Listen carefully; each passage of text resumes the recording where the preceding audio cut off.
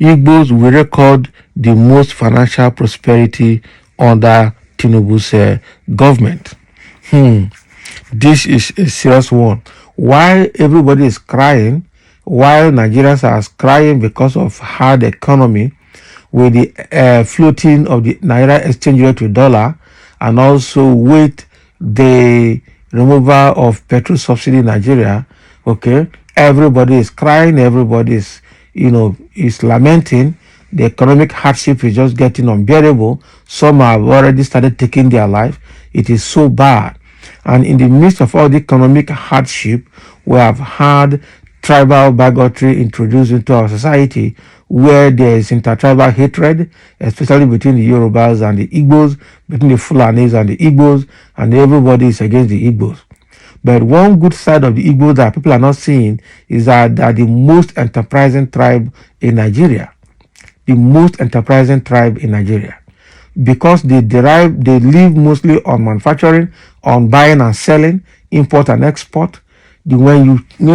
How you put the naira, these guys will follow you in that trend. They can never stop what they're doing. They will only find a new way to do it in the face of challenges. That is exactly whom the Igbos are. They have become so enterprising that in every situation that is termed misfortune by an ordinary man, Igbo man will turn it to fortune. The Igbos will turn everything before them to fortune. That is it. Even when people cannot see the potentials in anything, the Igbo man will see the potential in it. Whether it is long-term or short-term potential, Igbo man will go for it and he will get it. Why is this narrative coming up? In the current economic hardship in Nigeria, people are crying of not being able to buy anything. Exchange rate is hard. Okay, the Igbo man will buy at the current rate and will sell it at the current rate. Igbo man does not mind having a very marginal volume of profit, but will have a quick turnaround to be able to go and come again, either to move goods around Nigeria or to bring goods from abroad, or take goods out of Nigeria into abroad. Okay, so why everybody is saying Igbos are this, Igbos are that, they can't get this, they can't get that, they can't lead Nigeria. The Igbo man, the average Igbo man is not even interested in leading Nigeria. The average Igbo man wants to do his business and be the richest, have the largest amount of money, and then have the largest size of business, and and then live a big life. That is it. Now we are saying Igbos are these. The Igbos have their factories in India, in China, in Gabon, in several other places, in Malaysia and in Singapore. They have their companies producing and are bringing it here. When they come to Nigeria, they will distribute their goods either by road or by air, by any means, across all the 36 states of Nigeria and the FCT. So when the fuel price is bad, the exchange rate is bad, Igbo man will source for his dollars and pounds and euros and Chinese yen, and he will go and buy abroad and bring it back. Whether I like it or not, he will do his trade. He will do his trade and nothing will happen. And you know what they do? They know how to rally around themselves. That is why anywhere, any city, any village, they will form Igbo Union. One person must not collapse. Everybody will contribute and will bring up the person. So with all that is happening, you'll find out at the end of the day who is suffering. The same people that are supporting the bad government are the ones that will support the bad government in the public and go into their closet and start crying and mourning. Because definitely what the pain, the reality of the pain is there, whether inside or outside. Okay?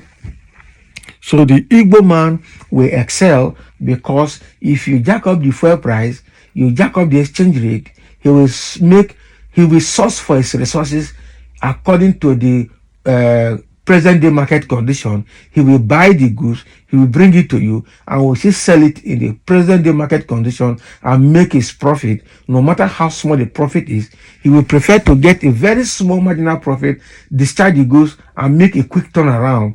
And by the time you calculate his turnaround over a given period, he would have made a larger profit than holding one commodity down for too long, waiting for a better price to sell it. So at the end of the day, you find out the enterprising nature of the Igbos is making them prosper. And don't be surprised that the Igbos, they might have the largest number or the highest number of billionaires in this country that are very quiet. You will never know, you will never hear. They will drive one ricketing car out. They will wear one sandal for 1 week or 1 month. They will wear one trouser, one shirt for 1 week. And you will never know. And they will still come to the buka where you are buying mama put rice and beans and bread and eat it with you with a bottle of Coca-Cola and Fanta. Meanwhile, his account is very big. He will work, eat it with you there and leave. And some people will be disparaging them, thinking that, that they are suffering. The typical Igbo man, is anywhere they are, is so enterprising that they will never suffer. They might pretend and appear to be suffering, but in the real sense, they are well-founded and they are well-skilled in their businesses that they can never lose. They can never lose. No matter how tight the road is, no matter how tight the rope is, the typical average Igbo businessman will walk through that tight rope and will succeed. It doesn't matter how long it takes him to succeed. The Igbo man is so tenacious, so resilient, and so hardworking, and so hopeful, so optimistic. Igbo man does not believe that he will fail. There's nothing like impossibility in his diary. There's nothing like impossible in his dictionary. So no matter how hard it is, he will take time and be patient and remain tenacious and hardworking and know that one day he will break through. And I tell you, really one day he will break through. In all of Igbo man's failure, he will be learning lessons and will continue to fail until he succeeds. Which tribe has that capability in Nigeria? Or that potential? Or that trait? Or that capacity? Okay? Now, like any state they stay, they own the commercial entity of that state. Anywhere they are. That is why in most places, if they say they want to hold Igbo Day, all the shops and everything will close and the community will know that the Igbos have closed for that day.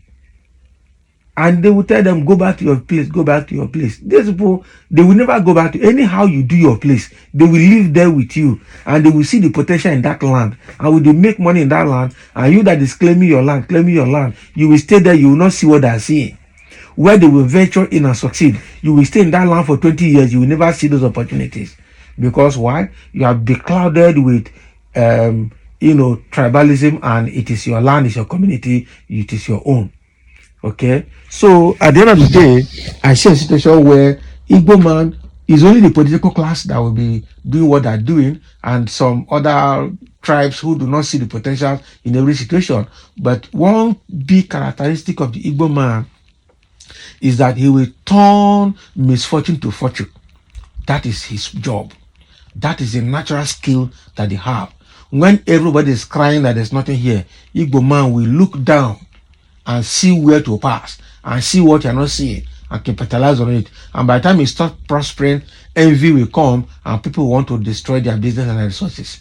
But you don't know that before you see Igbo man build a very big shop here, he must have duplicated that same shop in not more than 3, 4, 5 places remotely where you don't know. So as you burn one, he will use the resources from another one to bring it back to life. And you'll be wondering, how did he do it? You will never know, and you will never know. So if you really want to prosper in the aspect of commerce, go and study the Igbo man's style.